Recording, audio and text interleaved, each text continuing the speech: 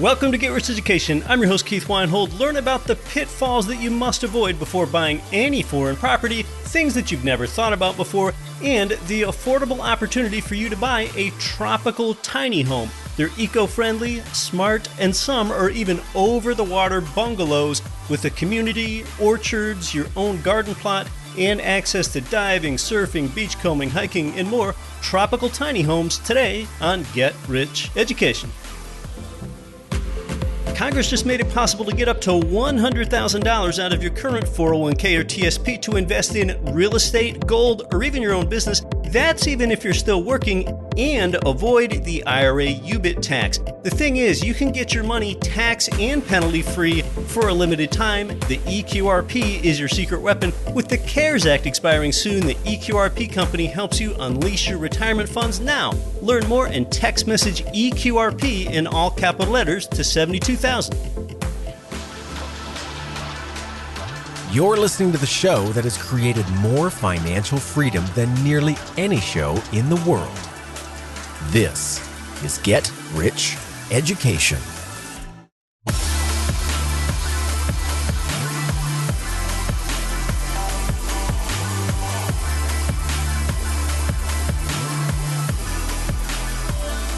Welcome to GRE, from Cherokee, Oklahoma to Kankakee, Illinois, and across 188 nations worldwide. Doing the right thing before you do things right. I'm Keith Weinhold. This is Get Rich Education.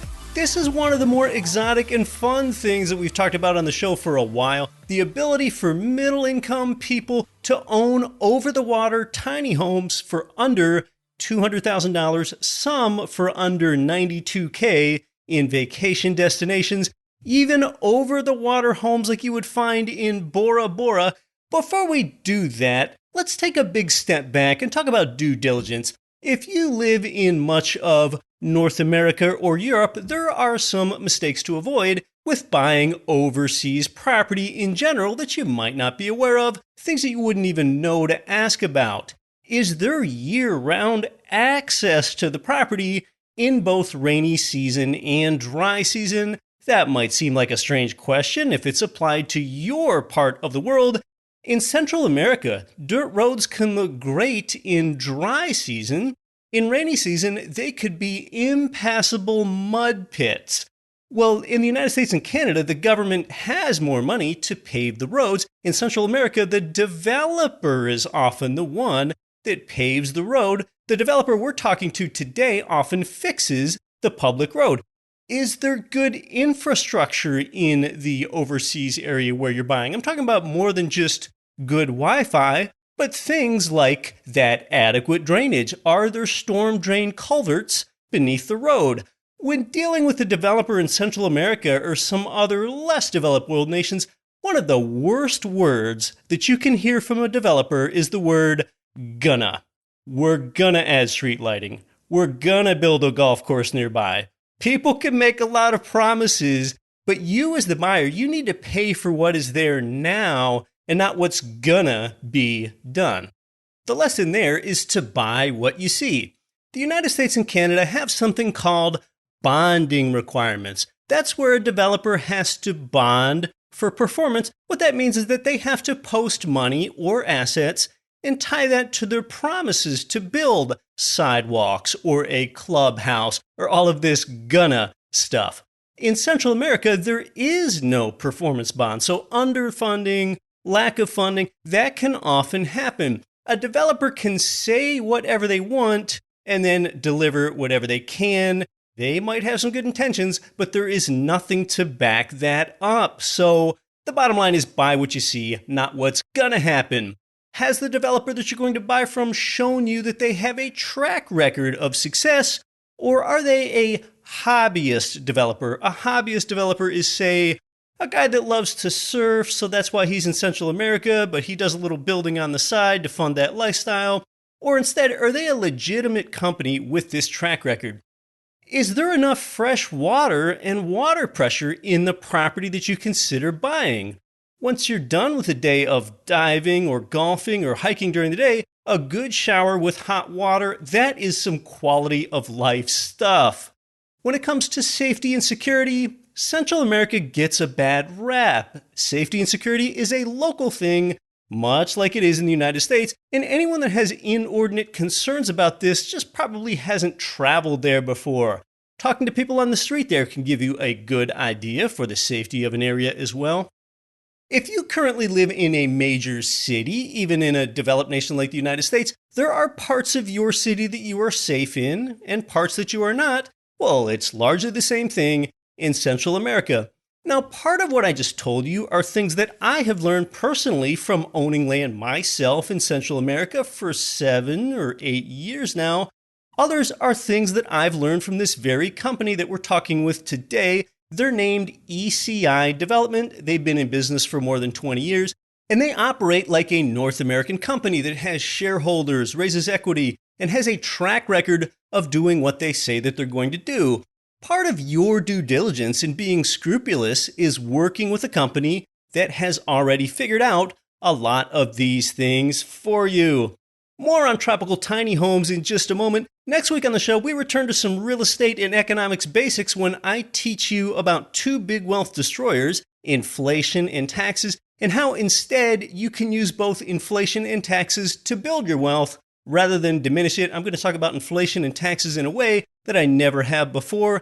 Tom Wheelwright is going to join me for the tax segment of the show. That's next week here on Get Rich Education. Today, it's tropical tiny homes.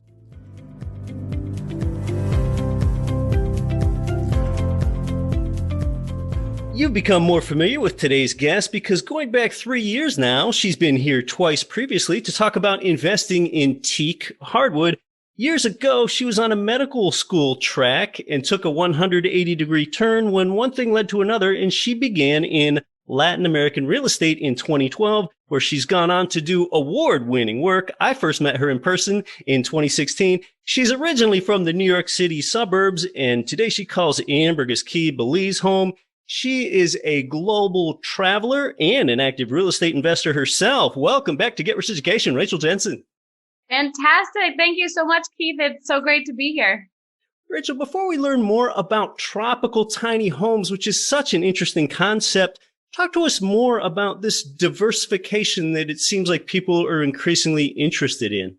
Yes, sure. So global diversification is not a new concept. It's a concept that a lot of the really ultra wealthy have been using for a long time. And I know when we talk about teak, we talk about the ultra wealthy strategies. And one of the pieces of reality is that people who have the resources and means tend to invest in different asset classes, in different countries, in different locations, because we've all heard the expression, don't put all of your eggs in one basket. And so by diversifying, you're really spreading out that risk. And so the same is true for real estate investing. It's great if you have real estate in markets that you're familiar with, but it's also great to expand outside of your hometown or outside of one central location because you just don't know what's going to happen there generally. And so what we have seen is that people are looking for options in other countries. But I think what scared a lot of people initially is the fact that when you think of owning a home in another country, you think of being a multimillionaire in order to do it. Like right. You think of the ultra wealth, they have homes in Lake Como that they hear all about, or mansions in Paris, or something really extravagant, because that's what we tend to hear in the news and in the media, is the lifestyles and the rich and famous. Where when we think about being an average investor, meaning someone who doesn't earn tens of millions of dollars a year, it's a little bit more difficult to think about this global strategy. But it's nothing new. This concept of diversifying across the board is not a new concept, but just not something that's always utilized by people, because we understand that it's a little bit scarier. You're going outside of your normal realm of understanding, but there's a lot of reward for taking that risk of going into another country. I know a speaker that you and I have listened to before, Robert Helms of the Real Estate Guys. He has shared with us where he is often standing in the front of a room giving a seminar, and he says to that audience full of people, raise your hand if you think it's risky to invest outside your home nation. And a certain set of hands go up, and then the hands go down. And then Robert says, how many people think it's risky to invest only in your home nation when there are about 200 nations in the world? And then a different set of hands go up. So it really is about broadening your thinking, broadening your context. And interestingly, you do make it approachable for people so that they don't have to be decamillionaires or more to own foreign property. And one way that you've done that is with these tiny homes, something that's really been trending, something people have often seen maybe on HGTV or somewhere else, but you brought that to Latin America. Tell us about that. Yes, absolutely. So just to give everybody a little bit of background. So in addition to the TEAC opportunities that we have, one of our sister companies is a development company. ECI is the name. I've been in business for over 20 years. And when we were first starting this company, what we realized and who we were catering to was primarily at that time retirees who were looking at their savings and said, oh no, I don't know if I have enough in my savings to be able to live and retire in my home country. There are a lot of expenses, bills are adding up. And so it's not necessarily always easy to be able to live on that. And so what we did is created communities within Latin America to make it more affordable for people to be able to relocate. Now, over the past, I'd say about 5-7 years, as infrastructure has improved in a lot of these countries, we've seen a lot more people who are younger and they're taking the step at a younger age. They're not necessarily retirees, but they open up their computer, they get their work done. They're the digital nomad folks or people who are able to do their job from anywhere in the world. Or maybe they retired early, who knows, but they're not necessarily that typical retiree anymore. And so over time, as the company kept building, we kept expanding our countries that we were working in, because what we also realized is not everybody likes the Caribbean. I mean, you mentioned I'm here in Belize, I'm on Ambergris Key. The Caribbean's lovely. I'm actually personally more of a mountain person. I like hiking. I like being in the outdoors. The beach is beautiful. I look out the window and it's beautiful and stunning and it makes me feel tranquil. But at the same time, I'm not necessarily a beach person, and we understood not all of our clients are Caribbean beach people either. So we were able to acquire more properties in the Pacific Costa Rica, the highlands of Panama, where there was a cooler climate, to be able to offer geographic choice. So as the demographics continue to build, we had, yes, the retirees, but the digital nomads, the younger generation, we've been able to build communities throughout these countries and be able to offer choice to the clients.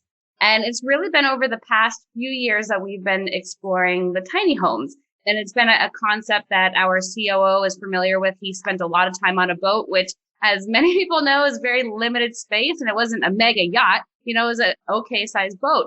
So as we continue to look at the properties that we had and really identify what this next demographic is looking like, we realized that tiny homes made a lot of sense. And yes, there are so many great shows on HGTV and Netflix about the tiny home trends. And I think, trend is probably not the right word to use. It's probably more of a movement and a lifestyle, because a trend is like, it starts and stops. But what we've seen is a lot of people are adopting this sort of lifestyle. And it really started even before the whole tiny home vocabulary started with RVs. People would get their RV, move from location to location, have that tiny space, but it wasn't really called tiny home living. And at this point, we're calling it tiny homes because that's what they are, but it's more of a movement and a lifestyle. And people are looking to reduce their carbon footprint, especially younger people where they may not have the capital to own a big house, where they just need the necessities. They need a place to sleep. They need a functioning kitchen. They need a little space where they can do their work. They don't need the 2,000, 3,000, 4,000 square foot homes anymore.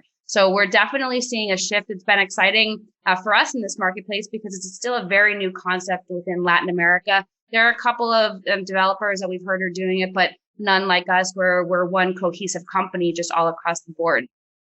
Well, I'm so glad that you bring up that geography, because most Central American nations have both a Caribbean side, like you mentioned, and that Pacific side over on the west. And then many of those nations also have mountain highlands where it is cooler. So you have helped exploit some of that geographic diversification in Belize, Nicaragua, and Panama, and offering different things and helping build a mental map for you, the listener. For all intents and purposes, Belize is the northernmost Central American nation. Nicaragua is about in the middle, and then Panama is the southernmost Central American nation. So if it helps you keep it straight, it goes alphabetical kind of from up to down, B, N, and then a P. It helps you remember it, which is where your tiny home communities are. But generally, in these three countries, you have found that there are pretty good property ownership rights for that foreign investor. Yes, absolutely. And, it's critical for us to be able to make sure we're able to offer fully titled properties. I think coming into a country as a foreigner, you want to make sure that you're able to get title to properties. And I know there are trust structures that you can look at in leases, But I think we get the most peace of mind knowing that you physically get that piece of paper saying you are the owner of it. And so all of the countries that we work in, they are fully titled for foreign investors. You do not need to be a resident or citizen of that country in order to get that title, but you do get that as a result of home ownership in the countries. But each of the countries really has a different personality to it. I know many times people group Central America or Latin America as one region, but they really feel so unbelievably different. Like Belize, for example, it's a colorful Caribbean country. I mean, it's charming. On the island we're on, we drive golf carts, and you have the azure blue waters here right in front of you. Nicaragua, you do have both coasts. You have the Caribbean, you also have the Pacific, but Nicaragua is a totally different feel than it is in Belize, and Panama, a totally different feel there as well, especially because that property is in the tropical highlands. So you don't have the beaches, but you have the mountains and you have the rivers. So very different feel to each of the countries. And, a lot of times I get people reaching out and saying, all right, well, I'm just starting my property search. Where should I go? And it's like, well, what kind of conditions do you like? Where do you want to be? Do you want to be in a country where English is the official language, like Belize, for example? Do you want to be in a country where there's a very, very affordable cost of living? Nicaragua, for example. Do you want to be in a country where there's great infrastructure and there's a very strong, stable government and economy? Panama. So they all have different perks and there's all different incentives to each of them. But at the end of the day, they're all great places. They're places that we've been working in for many, many years and feel very comfortable in as well.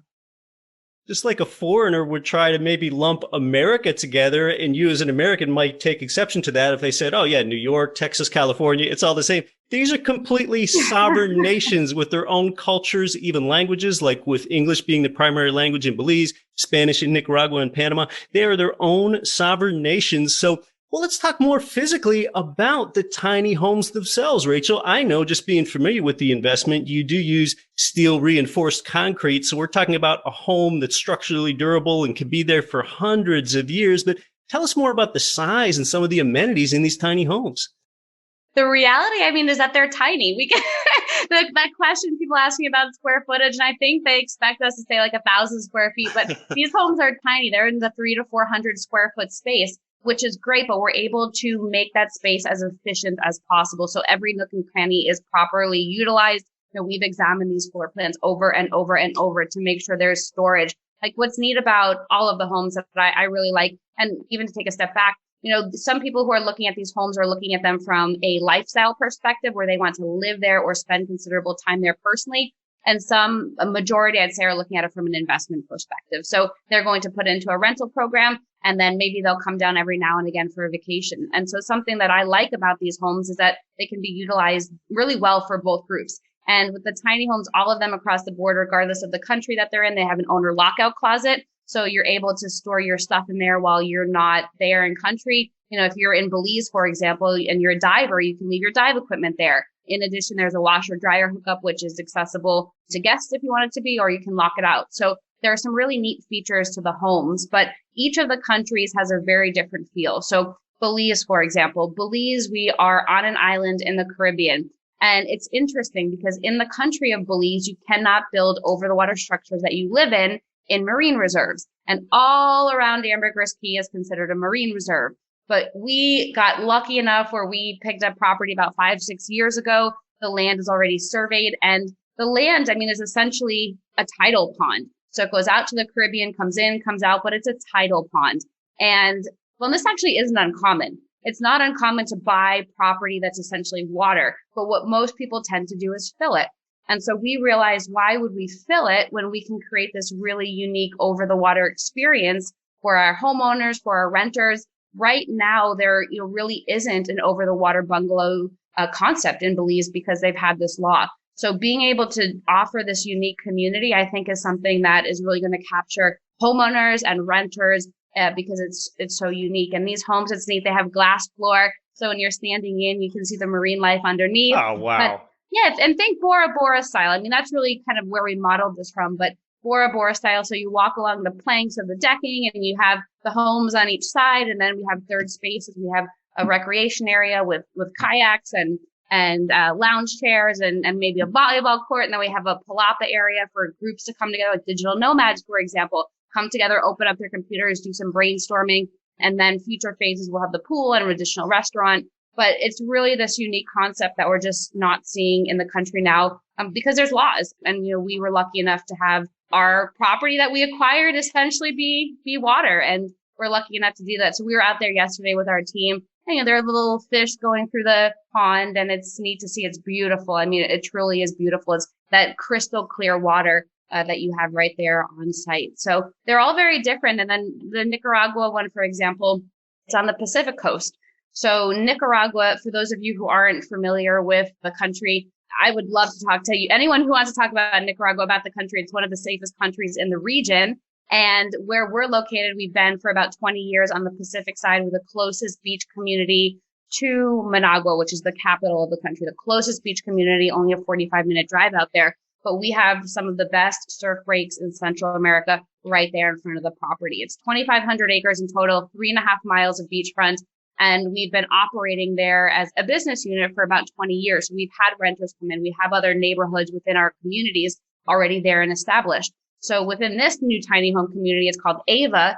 Within Ava, you're just steps away from the beach. So this is a huge market for surfers, for adventure travelers, wellness group and retreat groups, because you have that space right there. So again, a very different feel, but you think about the Pacific. I mean, it's just stunning, 3.5 miles of beach and sandy. And you just walk right into the beach. If you're a boogie board or person or a surfer or just want to enjoy the sun, you're able to do that there. And then last but not least, and you'll hear these are all very different. Panama, it's in the highlands. So you have a cooler climate, upper 70s during the day. And then at nighttime, it can go down to mid 60s. So you have a cooler climate there. And this community is in the mountains. You stand at the top of the property and you have a slight slope going down. But at the top, you have about 270-degree views of the mountains around. And then where the tiny home community is located within this property, it's overlooking the river. So it's like you're at the top of a river. The river's below. There's trees and foliage and everything going down, but it actually feels more like a treehouse sort of concept. So there are a limited number of homes that line the ridge line there, but it has that treehouse kind of concept. If you're walking out on your deck and then you have the trees around you, it just feels like you're up there. So you're amongst the howler monkeys, you're amongst the animals, and it's just a really neat feel. So you can see that they're all really different. They all have really unique features to them. But again, it just depends if somebody's looking from that personal perspective. Are you looking to relocate, or maybe you're looking for an investment? And both of them, it doesn't matter necessarily where you personally like if you're looking for an investment, but if you're looking for that lifestyle home, it's a place that you want to feel comfortable and spend time. We're talking about tropical tiny homes here. So yes, we are talking about homes as small as 300 to 400 square feet on these floor plans for some of them. So, if you've got a cigar lounge or you plan to open up a wine cellar, these are things you're just going to have to leave behind or you're not going to be doing in your tiny home. And yes, in the case of your community in Belize there, amazing over the water bungalows. You need to see some of the pictures of these things. However, think about it in that case, as a real estate owner, you're not actually buying dirt in a sense in that case. However, you are over the water. Yes, Nicaragua, you're close to the beach. In Panama, you're in those highlands near Boquete, which, by the way, is where many of us, me included, own coffee farm parcels there in Boquete. That is a great community. And I've spent at least 2 weeks in each one of these nations here. So I do have a good sense of what we're talking about. And though we're talking about tropical tiny homes with Rachel, there's certainly no small talk here. More next about living large in tropical tiny homes with Rachel. I'm Keith Weinhold. This is Get Rich Education. Most rental property investors choose either positive cash flow or home price appreciation, but one real estate market can provide both. Jacksonville, Florida, with 9% lower home prices than the national median, 1% higher gross rents, and Jacksonville has appreciated 34% more than other comparable cash flow markets since 1991. Get positive cash flow today and appreciation for tomorrow. To invest for cash flow and growth in Jacksonville, go to cashflowandgrowth.com. The people that our listeners can't stop talking about are Ridge Lending Group and MLS 42056. They provided you with more loans than anyone. It's where I got my last few loans, and they finance single-family income property up to fourplexes. They're the #1 lender for both beginners and veterans. Start your pre-qualification, chat with President Chaley Ridge personally, and you'll end up with your custom plan for expanding your cash flowing portfolio. Start at ridgelendinggroup.com. This is Rich Dad, Poor Dad author Robert Kiyosaki. Listen to Get Rich Education with Keith Weinhold. Don't quit your daydream.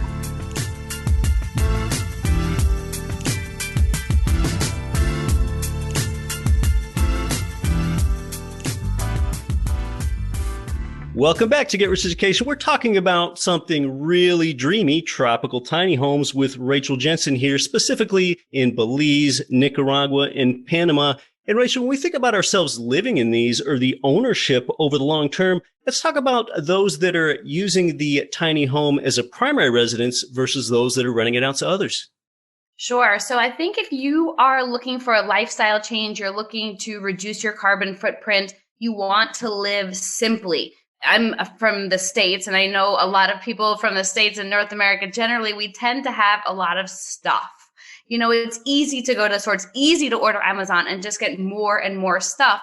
And so what we've seen is this whole movement of people who are getting rid of all of that stuff. They're living simply. It's so refreshing to be able to say, you know, put everything in 2, 3, 4 suitcases and be able to walk out and like go wherever in the world you want to go. And so we've been seeing that more and more recently. And so those are the folks that we find are really living or coming to us and wanting to spend considerable amount of time in their tiny home. And maybe they want to live there full time. Or what we've also had is people who are looking at all three homes, who are looking for this trifecta model where they can spend 3-4 months in each of the homes, rent it out when they're not there, and then in the meantime be able to, you know, live in a sense like a digital nomad, but still have a home. Buying one home in each nation.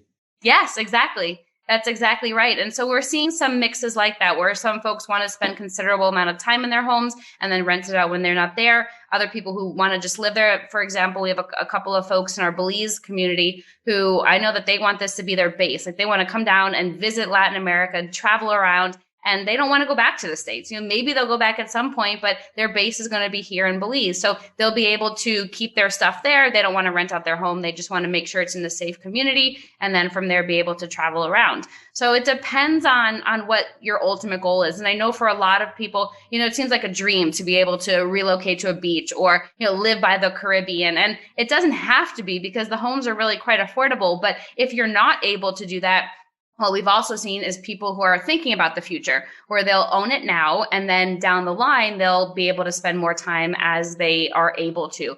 And in the meantime, they'll rent it out.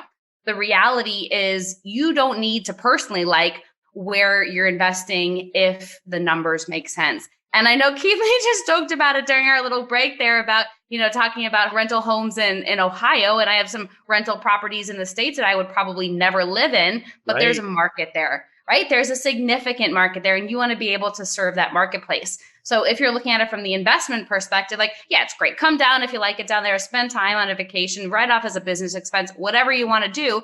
But at the same time, let's serve the people who are coming. Let's serve the demographics. And that's what a lot of folks we're seeing are doing.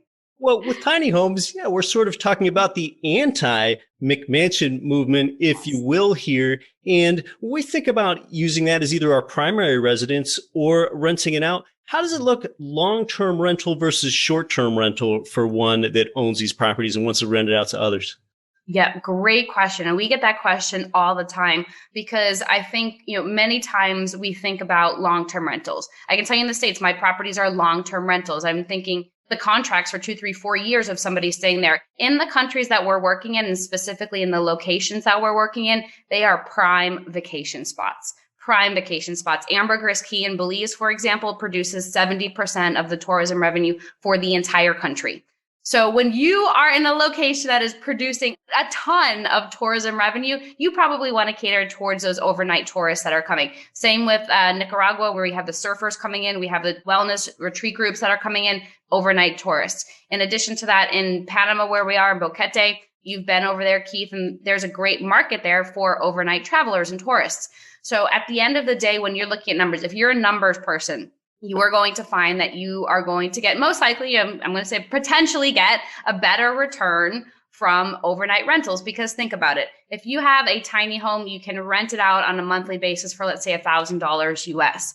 Well, in the vacation rental market, we'll talk specifically about the Belize one. We have the rentals starting there at about $150 a night, can go up to $200, a lot of flexibility. We're going to see how that goes. We think there's potential for more, but that's what we'll start it out at. So all you need in high season is 5 nights rented at $200 a night to meet what you would have got if you did a 1-month agreement, or if you did a monthly agreement, a long-term agreement. So from the vacation rental perspective, it could be more lucrative. That's just what we have found historically with some of our other properties, is that the people who have them in the nightly rental tend to do better percentage-wise. Now, you also have to take that with a grain of salt, though. I mean, think about the long-term rentals. If you have a long-term renter, usually, they're there for a longer period of time. There's general less wear and tear on the property and on the furniture, for example. But, they're just little things like that to consider. If you also have a long-term tenant and you want to come to Belize, let's say, you're not going to kick out your long-term tenant so that you can utilize your home. You're going to have to rent another place. So thinking about that, do you want the flexibility of being able to come down whenever? Do you care more about the return on investment or having a stable income?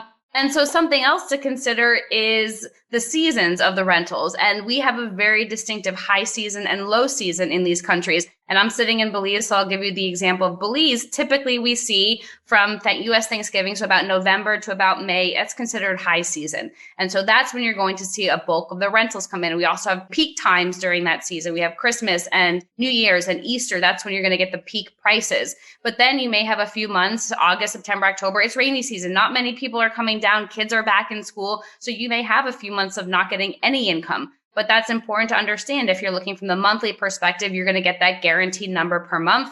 If you're doing it from the nightly perspective, well, you may get a lot more money in bulk versus split throughout the year. So again, a lot of considerations just depending on what your ultimate goal is. You have one acronym that you use for your over-the-water village there in Belize, and I think it applies really to your other communities in both Nicaragua and Panama, and that is TES, T-E-S, tiny, eco-friendly, and smart. So tell us about some more of those eco-friendly and smart things. For example, I know in at least one of your communities, you recycled the gray water where a tiny home owner can use that in their garden. So tell us more about the eco-friendly and the smart part of the tiny home community.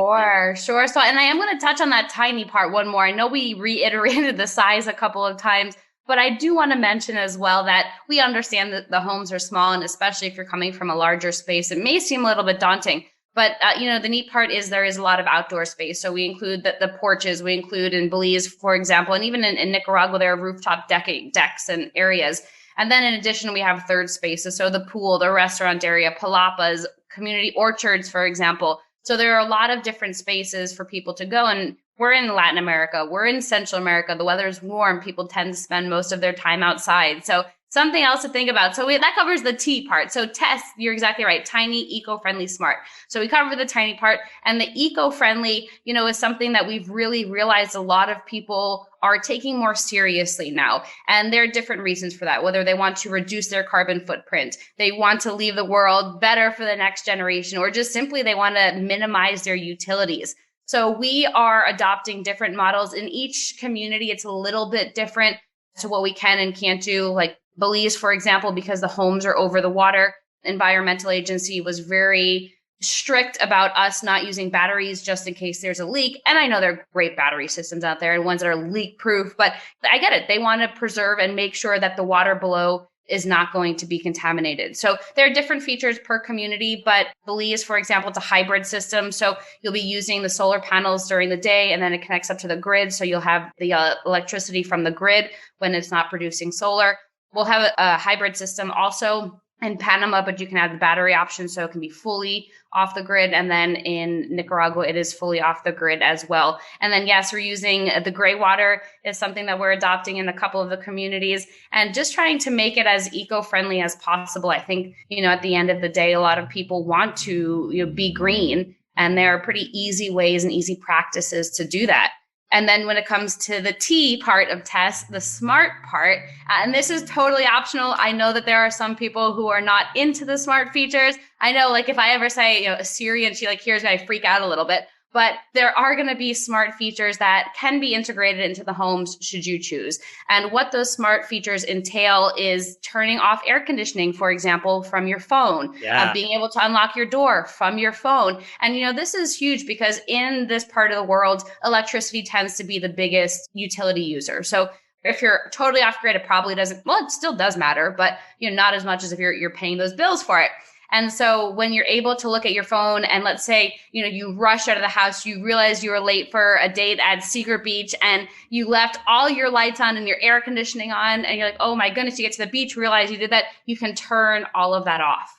So there are some really neat features and neat integrations into the home should you choose. Again, totally optional, but it's a great way to, add the smartness, we'll say, to the homes. And for those prospective buyers as well that do want to rent it out, you start to think about how smart features like a smart thermostat could help you if you have a renter there. And that way you could control the air conditioning unit to be sure that it's not abused. So yeah, we talk about a lot of those things to do in the property, including things like a lot of these tiny homes have a second story and outdoor stairs up to a rooftop patio where you can do some things up there. There are things to do inside the community. And then, of course, there are all those activities to do outside the community. For example, in Ambergris Caye, Belize, they have the largest barrier reef in the Western Hemisphere. I've snorkeled there myself. I've also gone swimming in the waters on the west side of Ambergris Caye in the really warm water over there.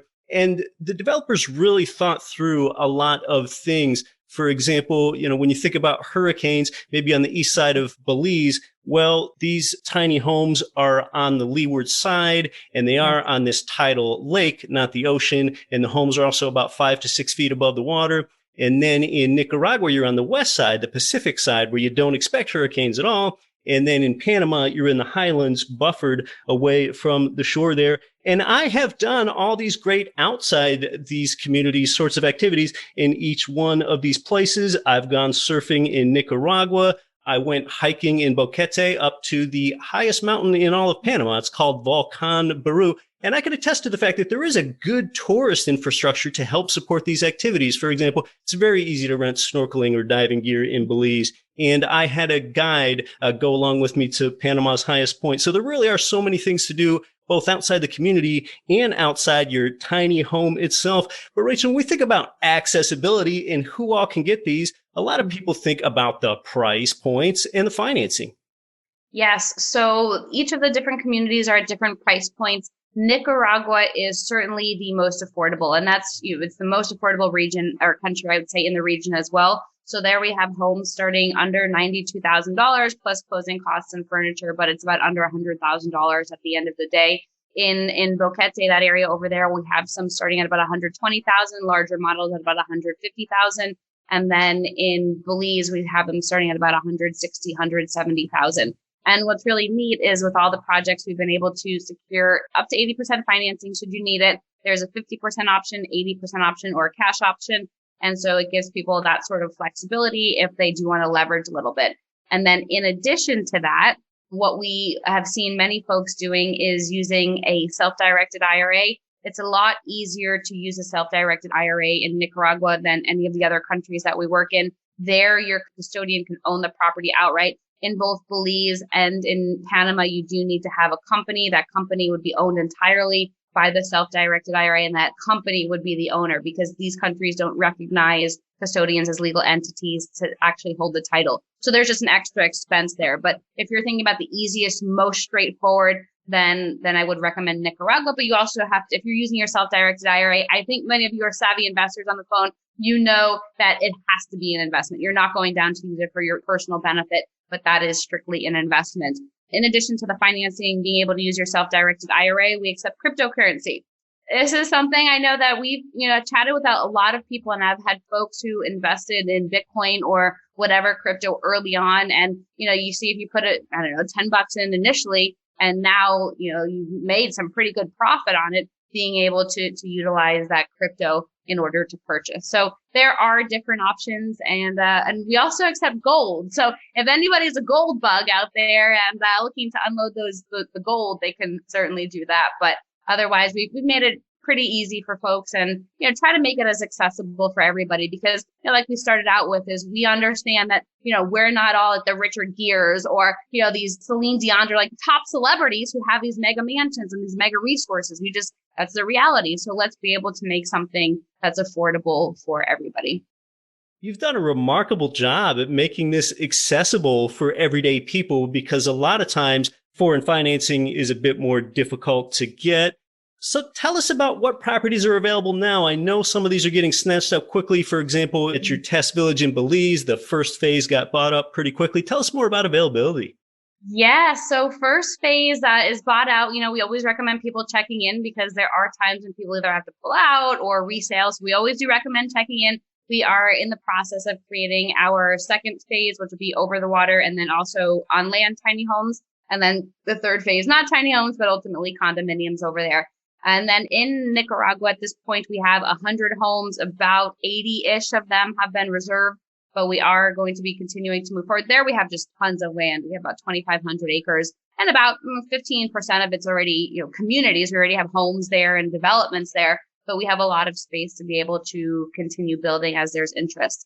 And then in Panama, we're just launching that one. So for folks who are interested and want to get in and see the river treehouse perspective, we can certainly show you that. But that one is new. And I know depending on the time that somebody's listening to this, maybe a couple months later, maybe tomorrow, but just always do reach out and see what's available, because as a company, we are always expanding as well. We're looking at property in Chile or Argentina to get that vineyard sort of setting. And then in addition to that, we are looking at property in Ecuador to get another tropical highland sort of community. So there's always growth in the organization and always expansion. Well, what does one have to do to tie up some property? Yes, well, reach out to us, please. We'd love to hear what's on your mind. We understand each country is different, and so you may find that one is a better fit for you. I can't sit here and tell you that Belize is the best there is. I mean, you may be looking for a property that has more potential to appreciate. Your timeline may not be right now. So it just depends on what your ultimate goal is, and reach out to us. We have an amazing team who is really dedicated, and we all love this tiny home concept. We all believe in it. We all really love it. So we are here to explain it to you further. If you need a little bit more, explain the countries to you. But ultimately, at the end of the day, what I would recommend is, reach out to us, reach out to Keith, getricheducation.com/tiny homes. That's probably the best way to get in touch with us. I know some of you do a little bit of digging on your own on the web. If you do that, just make sure when you contact us that you let us know you came from Get Rich Education, because we do special promos for GRE listeners and subscribers.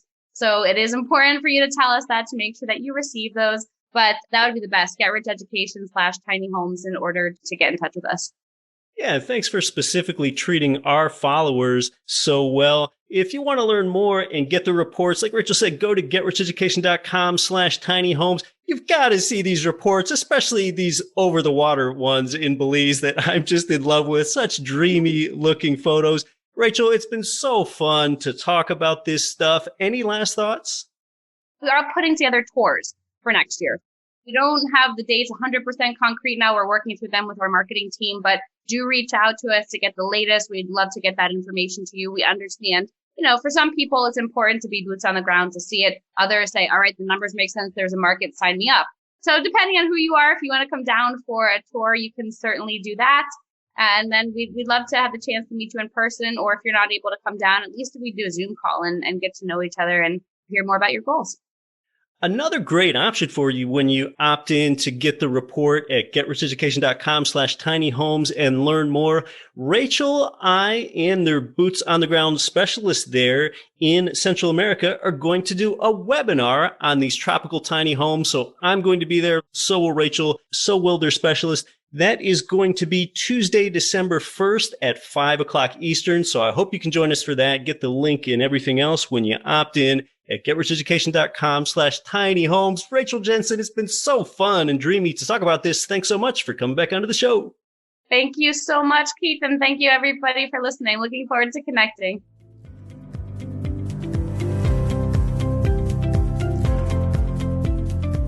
Oh, great material from Rachel. As usual, she and her team are also experts in helping you achieve residency in these nations. If that option is of interest to you, though it's not required to be an owner, this is an opportunity for you to own fully titled properties at an affordable price with financing options and through a reputable operator. When you're shopping around Central America for property prices, one thing to look out for is that every property does not necessarily include all of the amenities that you would expect to come with a North American home. You need to check to see that it includes things like an air conditioning unit and hot water and even a community and things to do nearby. That's a very important part of what comes with this home. Of course, in your home nation, when you buy a home, furniture is an extra expense. That's the same story here with Tropical Tiny Homes, although the provider has made it easier for you to buy a furniture package if you so choose. Along with these properties, you should anticipate that there may be higher closing costs than what you're used to in North America. To give you some idea of your usable interior space inside a tiny home, RVs, recreational vehicles, often have something like 300 to 350 square feet of space, so these tiny homes aren't that much larger. But some of the tiny homes really extend the usage of the space. It's not just that you can use the roof as a patio. Some of them also have innovations like built-in drawers under the stairs. Get a hold of the report that's been put together for you and see the floor plans there. Oh, you've really got to see the photos of the over-the-water homes there, if nothing else. I think that's the kind of unique offering in the marketplace that is going to rent out really well and have a high occupancy over time. As far as management, short-term, long-term, the developer has the management solutions for you too. If you're listening to this in, say, 5 years, there's a very good chance that all the prices mentioned will be higher. And as an investor, actually, that's what you would want to hear because that signals some appreciation. They do special promotions for you, the Get Rich Education listener. You can be sure that you're eligible for that when you get the report at getricheducation.com/tinyhomes. That's also where you'll get information, photos, prices, the provider contact information, and then later you'll get the link to the webinar, which Rachel and I will both be attending along with you. This is really a week where you don't want to quit your daydream. Tom Wheelwright and I back here next week. If Tropical Tiny Homes sounds interesting to you, get started at getricheducation.com/tinyhomes. I'm Keith Weinhold. Don't quit your daydream. Nothing on this show should be considered specific, personal, or professional advice. Please consult an appropriate tax, legal, real estate, financial, or business professional for individualized advice. Opinions of guests are their own. Information is not guaranteed. All investment strategies have the potential for profit or loss. The host is operating on behalf of Get Rich Education, LLC exclusively.